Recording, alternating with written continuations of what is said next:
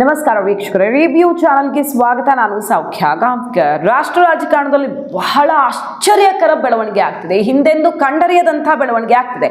ನರೇಂದ್ರ ಮೋದಿ ಸರ್ಕಾರಕ್ಕೆ, ಯೋಗಿ ಸರ್ಕಾರಕ್ಕೆ, ಸುವೇಂದು ಅಧಿಕಾರಿ ಸರ್ಕಾರಕ್ಕೆ, ಹಿಮಂತ್ ಬಿಸ್ವಾ ಶರ್ಮಾ ಸರ್ಕಾರಕ್ಕೆ, ಓವರ್ ಆಲ್ ಬಿಜೆಪಿ ಗವರ್ಮೆಂಟ್ಗೆ ಮತ್ತು ಬಿಜೆಪಿಗೆ ಒಂದು ಮಹಾ ಸವಾಲು ಎದುರಾಗಿದೆ. ಏನು ಮಾಡ್ತಾರೆ ಈಗ ಮೋದಿ, ಏನು ಮಾಡ್ತಾರೆ ಈಗ ಯೋಗಿ? ಬಹಳ ಕುತೂಹಲಕ್ಕೆ ಕಾರಣ ಆಗಿರುವಂತಹ ವಿಷಯ ಇದು. ಅದರ ಬಗ್ಗೆ ಡೀಟೇಲ್ಸ್ ಇಡ್ತಾ ಹೋಗ್ತೀವಿ. ಮುಸಲ್ಮಾನರು ಬಿಜೆಪಿಗೆ ಒಂದು ದೊಡ್ಡ ಸವಾಲನ್ನು ಕೊಟ್ಟಿದ್ದಾರೆ ಮತ್ತು ಬಹಳ ದೊಡ್ಡ ಪರಿವರ್ತನೆಗೆ ಮುಂದಾದ ಮುಸ್ಲಿಂ ಕಮ್ಯುನಿಟಿ. ಬಕ್ರೀದ್ ಟೈಮಲ್ಲಿ ಇದು ಮೇಜರ್ ಡೆವಲಪ್ಮೆಂಟ್. ಡೀಟೇಲ್ಸ್ ಇಡ್ತಾ ಹೋಗ್ತೀವಿ. ಮಿಸ್ ಮಾಡಿದ್ರೆ ನಮ್ಮ ಚಾನಲ್ನ ಸಬ್ಸ್ಕ್ರೈಬ್ ಮಾಡಿ, ನಿಮ್ಮ ಅಭಿಪ್ರಾಯ ಕಮೆಂಟ್ ಮಾಡಿ ತಿಳಿಸಿ. ಎಸ್ ವೀಕ್ಷಕರೇ, ಈಗ ರಿವ್ಯೂ ಈ ಸುದ್ದಿಯನ್ನು ಸುಮಾರು ಒಂದು ವಾರದ ಹಿಂದೆನೇ ಇಟ್ಟಿತ್ತು. ಪಶ್ಚಿಮ ಬಂಗಾಳದಲ್ಲಿ ಏನು ಶುರುವಾಗಿದೆ ಅಂತ. ಈಗ ಅದು ಇಡೀ ದೇಶವನ್ನು ವ್ಯಾಪಿಸ್ಕೊಳ್ತಾ ಇದೆ ಅನ್ನೋದು ಮೇಜರ್ ಡೆವಲಪ್ಮೆಂಟ್. ಮುಸ್ಲಿಂ ಕಮ್ಯುನಿಟಿಯ ಪ್ರಮುಖ ನಾಯಕರು, ಪ್ರಮುಖ ಮಸೀದಿಗಳಿಂದ, ಮುಸ್ಲಿಂ ಆರ್ಗನೈಸೇಷನ್ಗಳಿಂದ, ವಿವಿಧ ಸಂಘಟನೆಗಳಿಂದ ಈಗ ದೇಶವ್ಯಾಪಿ ಬೇರೆ ಬೇರೆ ಬೇರೆ ರಾಜ್ಯದಲ್ಲಿ ಒಂದು ದೊಡ್ಡ ಅಭಿಯಾನ ಮತ್ತು ಇದನ್ನು ಸ್ಟ್ರಿಕ್ಟಾಗಿ ಫಾಲೋ ಮಾಡೋಕ್ಕೆ ಮುಸ್ಲಿಮರು ಮುಂದಾಗ್ತಿದ್ದಾರೆ. ಯಾರೂ ಕೂಡ ಗೋಮಾಂಸ ಸೇವನೆ ಮಾಡಬಾರ್ದು. ಈ ಬಕ್ರೀದಲ್ಲಿ ಗೋಮಾಂಸ ಸೇವನೆಯನ್ನು ನಿಷೇಧಿಸಬೇಕು ಮುಸಲ್ಮಾನರೇ. ಯಾರೂ ಕೂಡ ಗೋ ಹತ್ಯೆಯನ್ನು ಮಾಡಬಾರ್ದು, ಗೋ ವಧೆಯನ್ನು ಮಾಡಬಾರ್ದು. ಕಂಪ್ಲೀಟಾಗಿ ಗೋಮಾಂಸಕ್ಕೆ ನಿಷೇಧ ಹೇರಬೇಕು ಅನ್ನುವಂಥದ್ದೊಂದು ದೊಡ್ಡ ಪರಿವರ್ತನೆಯನ್ನು ಮುಸಲ್ಮಾನರೇ ಮಾಡ್ತಿದ್ದಾರೆ. ಕಾರಣ ಏನು ಅಂತ ಕೇಳಿದ್ರೆ ಮೇಲ್ನೋಟಕ್ಕೆ ಕಾಣೋದು ಸುವೇಂದು ಅಧಿಕಾರಿ ಅವರು ತಂದಿರುವಂಥ ನಿಯಮ, ಅಸ್ಸಾಮಲ್ಲಿ ಹಿಮಂತ್ ಬಿಸ್ವಾ ಶರ್ಮಾ ಮಾಡಿರುವಂಥ ರೂಲ್ಸು, ಸುಮಾರು ಕಡೆಗಳಲ್ಲಿ ಇದು ಆಗಿದೆಯಲ್ಲ. ಹಾಗಾಗಿ ಅದರ ಎಫೆಕ್ಟು ಈಗ ಅದನ್ನು ರೂಲ್ಸ್ ಬ್ರೇಕ್ ಮಾಡಿದ್ರೆ ಜೈಲಿಗೆ ಹೋಗ್ತಾರೆ, ಕೇಸ್ ಬೀಳುತ್ತೆ ಮತ್ತು ದಾಳಿಗಳಾಗ್ತಿವೆ. ಗೋ ಸಾಗಾಟ ಮಾಡ್ತಿರೋರ ಮೇಲೆ ಹಿಂದೂ ಕಾರ್ಯಕರ್ತರು ದಾಳಿ ಮಾಡ್ತಾರೆ, ಅದು ದೊಡ್ಡ ಜಟಾಪಟಿ ಆಗುತ್ತೆ. ಸಮಾಜದ ಶಾಂತಿ ಕೆಡ್ತಾ ಇದೆ, ಹಿಂದೂ ಮುಸ್ಲಿಂ ಘರ್ಷಣೆಗಳಾಗ್ತಿವೆ. ಸೊ ಅದೆಲ್ಲ ತಡೆಯೋಣ. ಯಾಕೆ ಸುಮ್ಮನೆ ಅವರ ಪೂಜನೀಯ ಗೋವಿಗೆ ನಾವು ಹಿಂಸೆ ಕೊಡೋದು, ನಾವು ತಿನ್ನೋದು ಬೇಡ ಅದನ್ನು ಅಂತ ಹೇಳ್ತಿದ್ದಾರೆ. ಬಟ್ ಅಷ್ಟಕ್ಕೆ ಇದು ಸೀಮಿತವಾಗಿಲ್ಲ. ಇದರಲ್ಲಿ ಇನ್ನೂ ಒಂದು ಆಯಾಮ ಇದೆ ನೋಡಿ. ಯಾರ್ಯಾರು ಕರೆ ಕೊಟ್ಟಿದ್ದಾರೆ ಡೆವಲಪ್ಮೆಂಟ್ ನೋಡ್ಕೊಂಡ್ಬಿಡೋಣ, ಆಮೇಲೆ ಅದರ ಆಯಾಮ ನೋಡೋಣ. ಅಸ್ಸಾಮಲ್ಲಿ Dhubri town Eidgah committee, Hojai town Eidgah Kabaristan committee ಮುಸಲ್ಮಾನರಿಗೆ ಕಂಪ್ಲೀಟ್ ಕೌ ಸ್ಲಾಟರ್ನ ಬ್ಯಾನ್ ಮಾಡಿ ಅಂತ ಹೇಳಿದೆ. ಮತ್ತು ಇಸ್ಲಾಮಲ್ಲಿ ಇದು ಕಂಪಲ್ಸರಿನೇ ಅಲ್ಲ.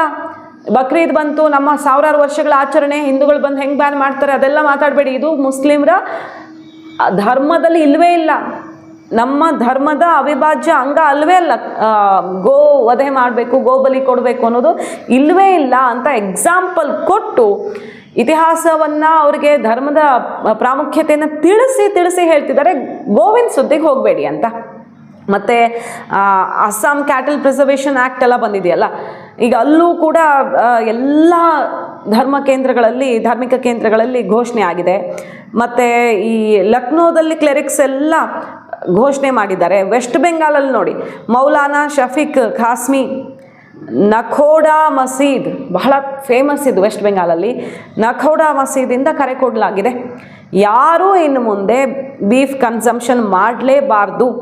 ಬೇರೆ ಕಮ್ಯುನಿಟಿ ಸೆಂಟಿಮೆಂಟನ್ನು ರೆಸ್ಪೆಕ್ಟ್ ಮಾಡಬೇಕು ನೀವು. ಯಾರೊಬ್ಬರೂ ಕೂಡ ಹಸುಗಳನ್ನು, ಜಾನುವಾರುಗಳನ್ನು ಬೈ ಮಾಡೋದು, ಬಲಿ ಕೊಡೋದು ಈ ಬಕ್ರೀದಿಂದಾನೇ ನಿಷೇಧ, ಬೇಡವೇ ಬೇಡ ಅಂತ ಕರೆ ಕೊಟ್ಟಿದ್ದಾರೆ. ಅರೆ, ಕಾನೂನು ತಂದು ಬಿಟ್ರೆ ಯೋಗಿ ಅಥವಾ ಸುವೇಂದು ಅಧಿಕಾರಿ ಇನ್ನೊಬ್ಬರು ಗುಡುಗ್ತಾರೆ, ನಮಾಜ್ ಮಾಡಬೇಡಿ ದಾರಿಲಿ ಅಂತಾರೆ. ಇಷ್ಟೆಲ್ಲ ಆಕ್ರೋಶ ಸರ್ಕಾರದ ವಿರುದ್ಧ ಸಿಡ್ದಿದೆ. ಕಾನೂನು ತಂದಿದ್ದಾರೆ ಗೋ ಹತ್ಯೆ ವಿಚಾರದಲ್ಲಿ, ಹೈಕೋರ್ಟ್ ಕೂಡ ಅದನ್ನು ಎತ್ತಿ ಹಿಡ್ದಿದೆ. ಸುವೇಂದು ಅಧಿಕಾರಿ ಬರ್ತಾ ಇದ್ದ ಹಾಗೆ ಗೋ ಹತ್ಯೆ ವಿಚಾರದಲ್ಲಿ ಏನು ಖಡಕ್ ನಿರ್ಧಾರ ಕೈಗೊಂಡ್ರು, ಕೋರ್ಟ್ ಆದೇಶವನ್ನು ಪಾಲಿಸುವ ಮೂಲಕ. ಅದನ್ನು ಹೈಕೋರ್ಟ್ಗೆ ಹೋದರು, ಪ್ರಶ್ನೆ ಮಾಡಿ ನಮ್ಮ ಸಾವಿರಾರು ವರ್ಷಗಳ ನಂಬಿಕೆಯನ್ನು ಇವ್ರು ನಿಷೇಧಿಸ್ತಿದ್ದಾರೆ ಅಂತ. ನಾವು ಅದಕ್ಕೆ ಮಧ್ಯಪ್ರವೇಶ ಮಾಡೋಕ್ಕಾಗದೇ ಇಲ್ಲ, ಯಾಕಂದರೆ ಇಸ್ಲಾಂ ಧರ್ಮದಲ್ಲಿ ಅದಿಲ್ಲ ಅಂತ ಕೋರ್ಟ್ ಕೂಡ ಕಡ್ಡಿ ತುಂಡು ಮಾಡ್ದಂಗೆ ಹೇಳಿ ಕಳಿಸ್ತು. 1950 ವೆಸ್ಟ್ ಬೆಂಗಾಲ್ಸ್ 1950 ಆ್ಯಕ್ಟ್ ಸ್ಟ್ರಿಕ್ಟ್ ರೂಲ್ಸನ್ನು ಇಂಪ್ಲಿಮೆಂಟ್ ಮಾಡಿದ್ದಾರೆ. ಅಸ್ಸಾಮಲ್ಲಿ cattle preservation act, fitness certificate ಇರಬೇಕು, ಆ ಹಸುವಿನ ಅಥವಾ ಜಾನುವಾರುವಿನ ವಯಸ್ಸು, ಅದರ ಆರೋಗ್ಯ ಎಲ್ಲವನ್ನು ದೃಢಪಡಿಸುವಂಥ ಸರ್ಟಿಫಿಕೇಷನ್ ಇಲ್ಲದೆ ಇನ್ನು ಮುಂದೆ ಏನೂ ಎಕ್ಸಿಕ್ಯೂಟ್ ಮಾಡೋಕ್ಕಾಗೋದೇ ಇಲ್ಲ. ಆ ರೀತಿ ರೂಲ್ಸ್ ತಂದಿದ್ದಾರೆ. ರೂಲ್ಸ್ ತಂದ ತಕ್ಷಣ ಪಾಲಿಸೋಕ್ಕೆ ಶುರು ಮಾಡಿಬಿಟ್ರಾ? ಹೆಂಗೆ ಸಾಧ್ಯ ಇದು? ಅವರ ಧರ್ಮದ ನಂಬಿಕೆಯ ವಿರುದ್ಧ ಹೋಗ್ತಿದ್ದಾರಾ ಅಥವಾ ಇದರ ಹಿಂದೆ ಇನ್ನೇನಾದರೂ ಇದೆಯಾ? ಇಂಥದ್ದೆಲ್ಲ ಹಲವು ಆಯಾಮಗಳಲ್ಲಿ ಚರ್ಚೆ, ಆಶ್ಚರ್ಯವೇ ಶುರುವಾಗಿದೆ. ಈಗ ದೇಶವ್ಯಾಪಿ ಮುಸಲ್ಮಾನರೇ ಗೋಮಾಂಸವನ್ನು ತ್ಯಜಿಸಿದ್ದಾರೆ, ಘೋಷಿಸಿದ್ದಾರೆ. ಕೆಲವರು ಇರ್ಬೋದು, ಈಗ ಹುಮಾಯೂನ್ ಕಬೀರ್ ಅವರೆಲ್ಲ ಇಲ್ಲ ಆಗಲ್ಲ ಬಿಡಲ್ಲ ಅಂತಿದ್ದಾರೆ. ಬಟ್ ಮೇಜರ್ ಪೋರ್ಷನ್ ಎಲ್ಲರೂ ಅವರ ಧಾರ್ಮಿಕ ಕೇಂದ್ರಗಳಲ್ಲೇ ಕಟ್ಟುನಿಟ್ಟಿನ ಆದೇಶ ಕಮ್ಯುನಿಟಿ ಕೊಡ್ತಿದ್ದಾರೆ. ಬಹಳ ಒಳ್ಳೆ ಡೆವಲಪ್ಮೆಂಟ್ ಅಲ್ವಾ? ತುಂಬಾ ಸಮಾಧಾನಕರವಾದಂಥ ಒಂದು ಬೆಳವಣಿಗೆ. ಯಾಕಂದರೆ ಹಿಂದೂಗಳ ಭಾವನೆಗೆ ಬೆಲೆ ಕೊಡ್ತಿದ್ದಾರೆ.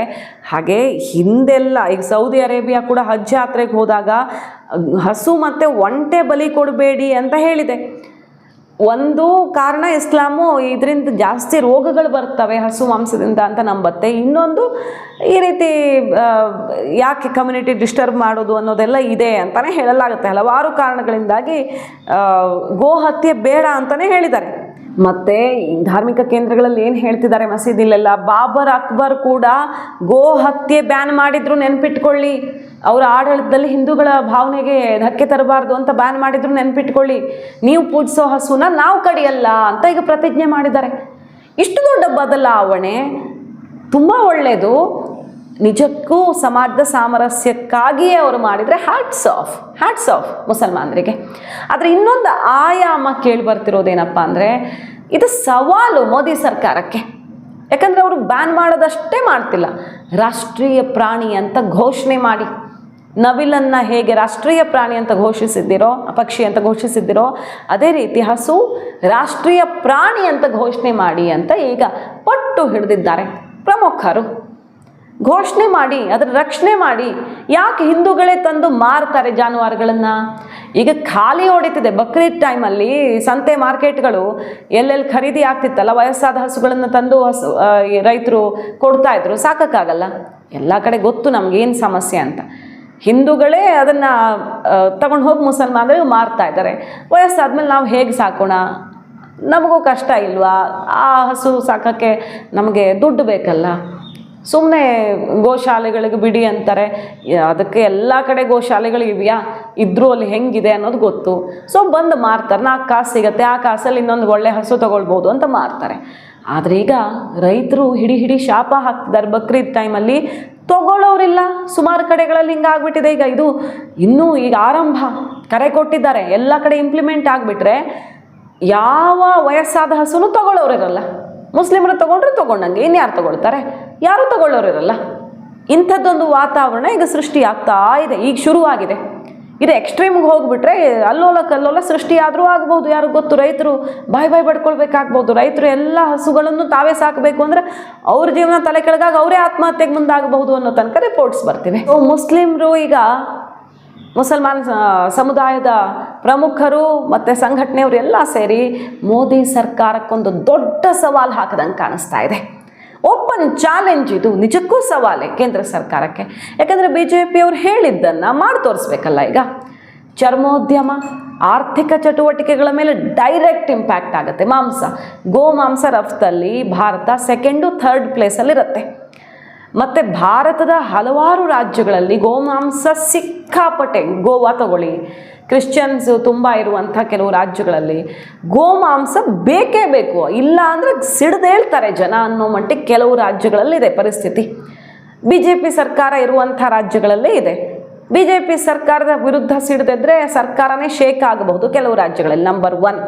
2ನೇದು ಓವರಾಲ್ ದೇಶ ಅಂತ ನೋಡಿದಾಗ ಜಗತ್ತಲ್ಲಿ 2ನೇ ಪ್ಲೇಸು ಇಲ್ಲ 3ನೇ ಪ್ಲೇಸಲ್ಲಿ ಇರುತ್ತೆ ಭಾರತ. ಒಂದು ಇಂಟರ್ನಲಿ ವೆಸ್ಟ್ ಬೆಂಗಾಲ್, ಇಲ್ಲಿ ಕೋಲ್ಕತ್ತಾ ಪ್ರದೇಶದಲ್ಲಿರಬಹುದು, ಕೇರಳದಲ್ಲಿರಬಹುದು, ಗೋವಾದಲ್ಲಿರಬಹುದು, UPಯಲ್ಲಿರ್ಬೋದು. UPಲೆಲ್ಲ ಜಾಸ್ತಿ.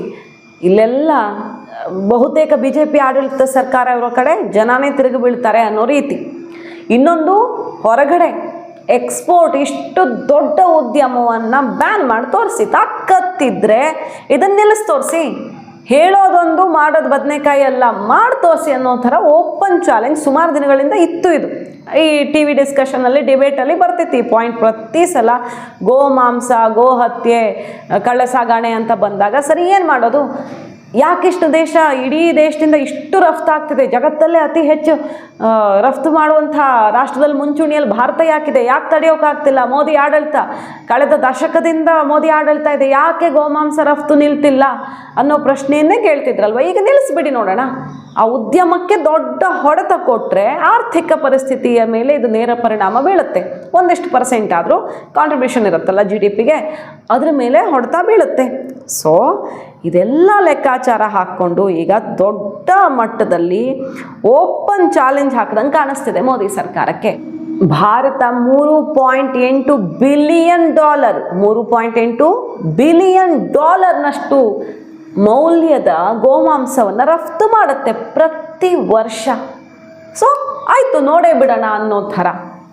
ರೈತರ ಕಂಗಾಲಾಗಿ ಸಿಡದೆ ಇದ್ರೆ ಮೋದಿ ಸರ್ಕಾರ ಅದು ಏನು ಮಾಡುತ್ತೆ, ರೈತರ ಸಿಟ್ಟನ್ನು ತಡ್ಕೊಳತ್ತಾ ನೋಡೇ ಬಿಡೋಣ ಅನ್ನೋ ಥರ.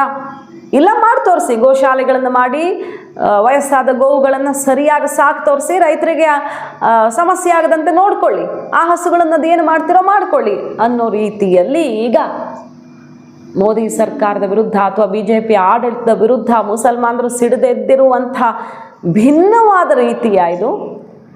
ಅವರು ಖಂಡಿತ ಹಿಂಗಂತೂ ಹೇಳ್ತಿಲ್ಲ, ಸಮಾಜದ ಸಾಮರಸ್ಯಕ್ಕೋಸ್ಕರ ನಾವು ಬಿಡ್ತಿದ್ದೀವಿ ಅಂತಿದ್ದಾರೆ. ಕೆಲವರೆಲ್ಲ ಹೇಳ್ತಿದ್ದಾರೆ ರಾಷ್ಟ್ರೀಯ ಪ್ರಾಣಿ ಅಂತ ಘೋಷಣೆ ಮಾಡಿ ಸಾಕು ತೋರಿಸಿ ಅನ್ನೋ ಥರ ಕೆಲವರು ಚಾಲೆಂಜು ಓಪನ್ ಆಗಿ ಹಾಕ್ತಿದ್ದಾರೆ. ಸೊ ಈಗ BJPಗೆ ದೊಡ್ಡ ಸವಾಲೇ ಇದೆ, ಮಾಡಿ ತೋರಿಸ್ಬೇಕು. ಅವರು ಗೋ ಹತ್ಯೆ ನಿಷೇಧ ಅಂತ ಹೇಳುವವರು ಅದನ್ನು ಸ್ಟ್ರಿಕ್ಟಾಗಿ ಇಂಪ್ಲಿಮೆಂಟ್ ಮಾಡೋಕ್ಕೂ ಸಾಧ್ಯ ಅನ್ನೋದನ್ನು ಮಾಡಿ ತೋರಿಸಿದ್ದೇ ಹೌದಾದರೆ ಎಲ್ಲದಕ್ಕೂ ಉತ್ತರ ಸಿಗತ್ತೆ.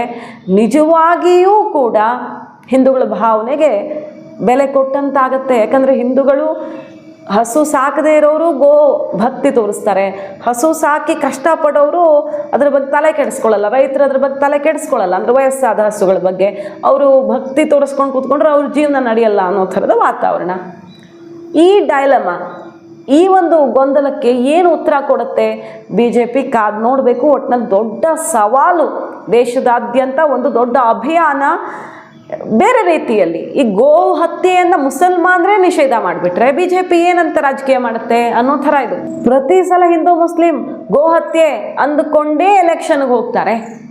ಇದನ್ನೇ ಹಿಡ್ಕೊಂಡು ಹೋಗೋರಿಗೆ ಆ ಅಸ್ತ್ರ ಕಿತ್ಕೊಂಡು ಬಿಟ್ರೆ ಏನು ಹೇಳ್ಕೊಂಡು ರಾಜಕಾರಣ ಮಾಡ್ತಾರೆ ಇವರು, ಜನನೇ ಸಿಡ್ದು ಹೇಳ್ತಾರೆ ಅನ್ನೋ ರೀತಿಯ ಕಾದು ನೋಡಬೇಕು. ಒಂದು ಹೊಸ ರೂಪದಲ್ಲಿ ಹೋರಾಟ ಶುರುವಾಗಿದೆ ದೇಶದ ಒಳಗೆ ಅನ್ನೋದ್ರಲ್ಲಿ ಡೌಟೇ ಇಲ್ಲ. ಕೇಂದ್ರ ಸರ್ಕಾರ ಹೇಗೆ ನಿಗಾ ವಹಿಸುತ್ತೆ ನೋಡಬೇಕು. ಮಾಹಿತಿ ಇಷ್ಟ ಆಗಿದ್ರೆ ಮಿಸ್ ಮಾಡದೆ ನಮ್ಮ ಚಾನಲ್ನ ಸಬ್ಸ್ಕ್ರೈಬ್ ಮಾಡಿ, ನಿಮ್ಮ ಅಭಿಪ್ರಾಯ ಕಮೆಂಟ್ ಮಾಡಿ ತಿಳಿಸಿ. Thank you.